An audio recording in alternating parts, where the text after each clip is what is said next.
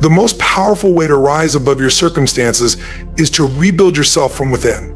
The greatest project you'll ever work on is the one that builds you. When you choose to rebuild yourself, you choose growth for yourself, and growth is the only way forward. Rebuilding isn't about fixing who you were, it's about creating who you want to become. Let me ask you something. Do you feel like you're stuck in a place you don't want to be? Maybe you've tried to change before, but nothing seems to work. It's frustrating, right? Rebuilding yourself isn't easy, but it's absolutely possible. The truth is that change doesn't happen overnight. It takes planning, effort, and the right mindset. But imagine what your life could look like if you truly rebuilt yourself physically, mentally, emotionally. In this video, I'm going to share 10 powerful steps to help you rebuild your life and become the person you've always wanted to be. These aren't just steps to follow. Make your goals specific and actionable. You can't rebuild a better version of yourself if you don't know what that version looks like. Imagine walking into a building site without a blueprint. It's chaos, right? The same applies to your life. If you don't have a clear picture of where you're headed, you'll waste time, energy, and potential. And so today, let's talk about how to make your goals specific and actionable. When we talk about rebuilding yourself, the first step is clarity, and clarity starts with setting goals. But not just any goals, specific and action ones. You can't rebuild a better version of yourself if you don't know what that version looks like. Imagine walking into a building site without a blueprint. There would be tools scattered everywhere, materials piled up without order, and no structure in sight. It's chaos, right? The same applies to your life. If you don't have a clear picture of where you're headed, you'll waste time, energy, and potential. So today we're diving into how you can create goals that are not only specific, but also actionable. Let's start at the core. What do you truly want? This question can feel overwhelming because it forces you to dig deep. And here's the thing. What you want should come from you, not from your family, not from society, not from the expectations of people around you. You need to focus on your desires, your ambitions, and your dreams. Too many people live their lives chasing what others expect them to achieve, and as a result, they end up unfulfilled. Don't let that happen to you. Take time to sit down with a pen and paper. Yes, physically write it down and ask yourself, what do I want in my life? Be honest with yourself. Once you know what you want, you need to make it specific. If your dream is financial freedom, don't just say, I want to be rich. That's vague and directionless. Instead, write something like, I want to earn $100,000 a year by starting an online business by the end of 2025. That's clarity, that's direction. You've turned a broad idea into a concrete goal. And when you have something concrete to aim for, your mind can focus. Your energy isn't scattered and your actions have purpose. But here's the thing about big goals. They can feel intimidating. It's easy to look at the mountain in front of you and feel overwhelmed. That's why you need to make your goals actionable. Break that big goal into smaller, manageable steps. If you want to start an online business, your first step might be researching the market. Once that's done, your next step could be identifying a product or service you want to offer. After that, you might start building a website or creating a marketing plan. Focus on one step at a time. Action creates momentum, and momentum builds confidence. And let's talk about confidence. Confidence doesn't come from wishing things were better. It doesn't appear out of thin air. Confidence is built through action. Every small step you take toward your goal strengthens your belief in yourself. And let me tell you, without belief in yourself, nothing else matters. No strategy, no advice, no tool work if you don't believe you can do it. Belief is the foundation of all progress. It keeps you moving forward when things get tough, and trust me, there will be tough days. Now there's another critical piece to this process: deadlines. A goal without a deadline is just a dream. Deadlines give your goals a sense of urgency. They force you to act instead of procrastinating. If your goal is to get in shape, don't just say, I want to lose weight. Say, I want to lose 15 lbs in 3 months by working out 4 times a week and eating healthier. See the difference? A deadline transforms your goal from an idea into a commitment, and when you commit, you're more likely to follow through. Here's an important point. Once you set a goal, you need to track your progress. You can't improve what you don't measure. If your goal is financial, write down your earnings every week. If your goal is fitness, track your weight or the number of push-ups you can do. Tracking gives you a clear picture of where you stand. It also keeps you motivated. When you see those numbers moving in the right direction, it's a reminder that your efforts are paying off. And if the numbers aren't moving, tracking helps you identify what's not working so you can adjust your approach. Now let's address something people often overlook. Accountability goals are easy to ignore when you're the only one who knows about them. Share your goals with someone you trust. It could be a mentor, a close friend, or even a coach. When someone else is cheering you on, or better yet, checking in on your progress, you'll feel an extra push to stay on track. Accountability isn't just about having someone to report to. It's about having someone in your corner who believes in you. That kind of support can make all the difference. And speaking of support, you need to surround yourself with the right people. Rebuilding yourself isn't a solo journey. You need to be around people who lift you up, not those who drag you down. Take a hard look at the people in your life.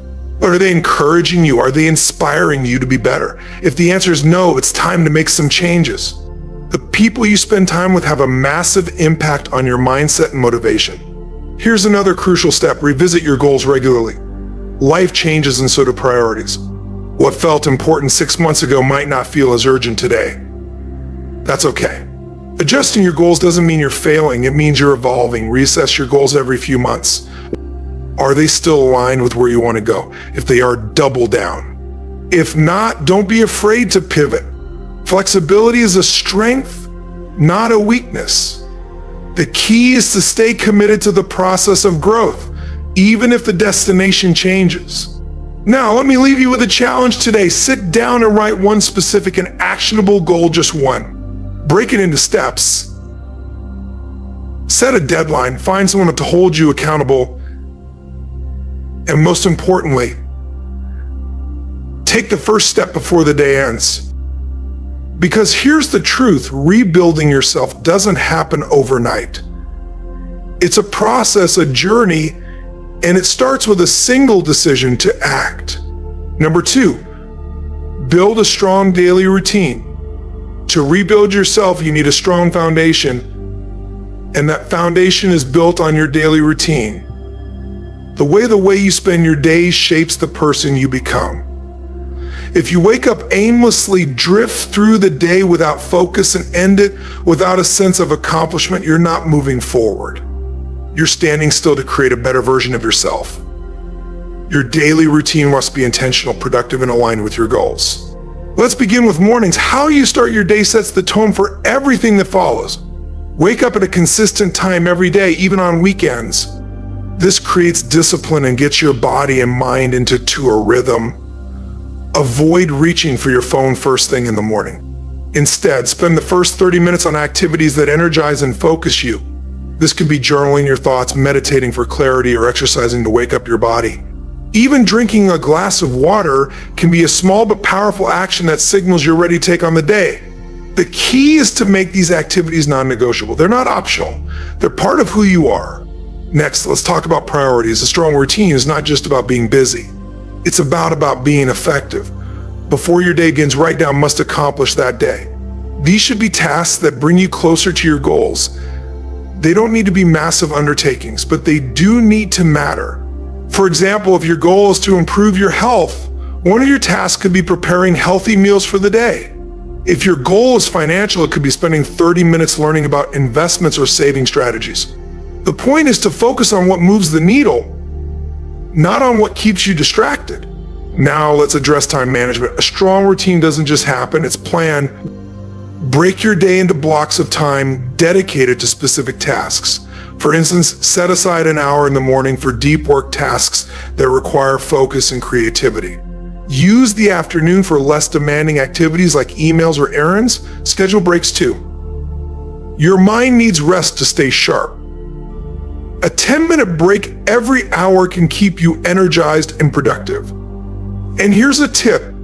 Protect your peak hours if you're most alert in the morning. Use that time for your most important work. Don't waste it on social media or trivial tasks. Another crucial part of your routine is movement. Physical activity isn't just for your body, it's for your mind. Whether it's a 15-minute walk, a quick workout, or a full gym session, make time to move every day. Movement boosts your energy, clears your mind, and keeps you feeling strong. You don't need to run marathons or lift heavy weights. Just find something you enjoy and commit to it. The consistency of moving your body daily builds discipline, and discipline is essential for self-rebuilding.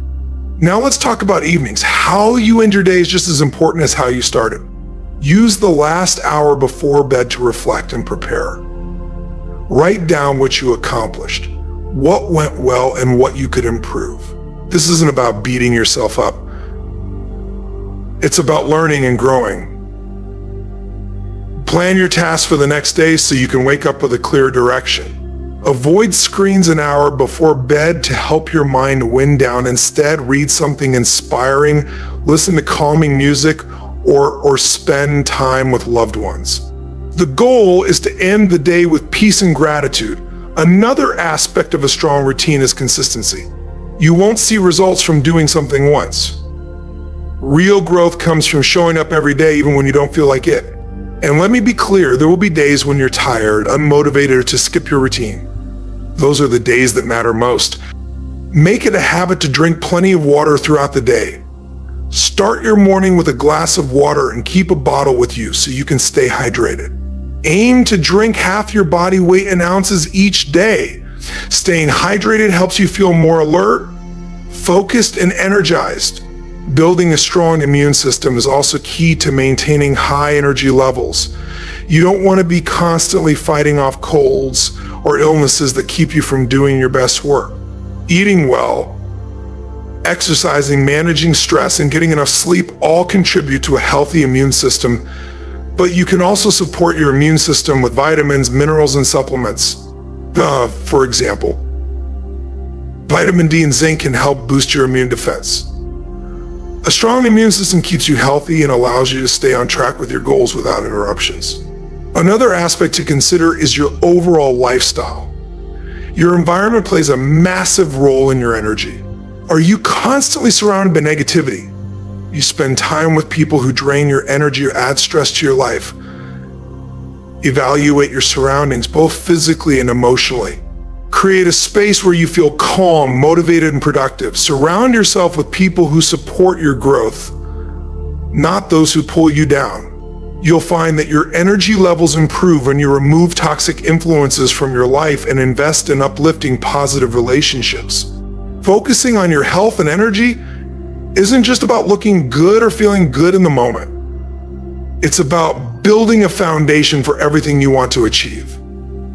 When you prioritize your health, you're giving yourself the best chance to perform at your highest level, face challenges head on, and stay consistent in your journey. Health and energy are the building blocks that support everything else you want to do. Without them, it's impossible to rebuild yourself. Take care of your body and mind, and your body and mind will take care of you. Number 9, learn from failures and mistakes. Failures and mistakes are unavoidable parts of the journey toward rebuilding yourself. The key to growth is not in avoiding them, but in learning from them. In fact, every failure is an opportunity to become better, stronger, and more capable. If you're not making mistakes, you're not pushing yourself hard enough. So let's talk about how you can turn every setback into a setup for something greater. First, let's address the fear of failure. It's natural to be afraid of failing, but you need to reframe that fear. Failure is not the end of the road, it's a part of the process. Every successful person you admire has failed multiple times. The difference between those who succeed and those who don't is how they handle failure.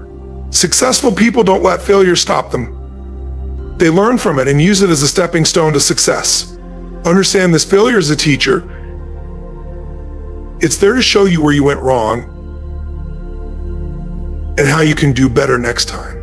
If you stop at failure, you stop your progress, but if you embrace it, you unlock lessons that can propel you forward. The first step in learning from failure is to accept it. Stop running from it. Stop letting your mistakes define you. Instead of viewing a failure as something negative, look at it as an opportunity to grow.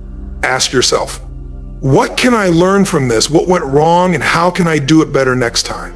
Every failure holds a lesson, but it's only useful if you're willing to learn from it. Don't beat yourself up about it. Learn, adjust, and move forward. Next, develop resilience.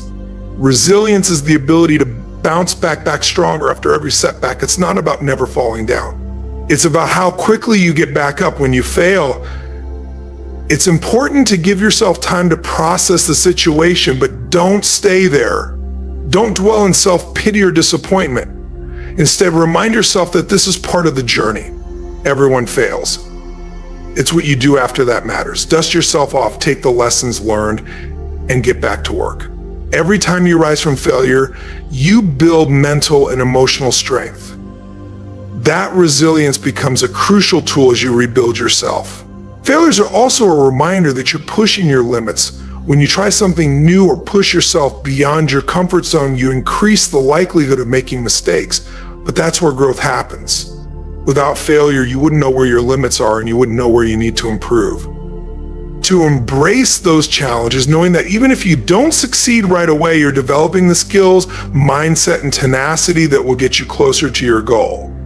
You also need to separate your identity from your failure. Too often, people take failure personally. They think I failed, therefore I am a failure. That's not true.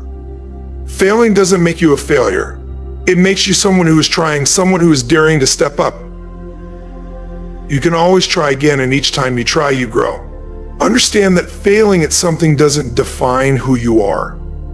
It simply shows that you took a risk, and risk is necessary for growth. Every successful person has failed, but they never let their mistakes define them. They use those mistakes to fuel their next attempt. Another important aspect of learning from failure is self-reflection. After a failure, take the time to evaluate what happened. Look at the situation objectively. What were the contributing factors? Did you lack preparation? Were you too impatient? Did you fail to ask for help when you needed it? Get clear on what went wrong so you can make adjustments moving forward. Self-reflection allows you to pinpoint areas for improvement and will help you make better decisions the next time around. It's also important to realize that failure often doesn't happen in one isolated event. It's often a series of small mistakes that add up. So instead of getting discouraged by one big failure, break it down into smaller parts. What can you learn from each step? What was the point where things started to go wrong? When you can pinpoint the smaller mistakes, you can avoid them in the future. Breaking down a failure into smaller pieces makes it more manageable and actionable. Don't forget to surround yourself with the right people. During times of failure, you'll need people who support you, people who encourage you to get back on track and who share their own stories of failure and recovery. Remember, you don't have to go through this process alone. Find a mentor, a coach, or even just a friend who can help you put things into perspective. They'll remind you that failure is a part of life, not something that defines you. These people can offer guidance, wisdom, and encouragement, making it easier for you to keep going. Never be afraid to fail forward. That means taking what you've learned from your failures and applying it in a way that moves you closer to your goals. Don't get stuck in the cycle of making the same mistake over and over again. Use your failures to change your approach.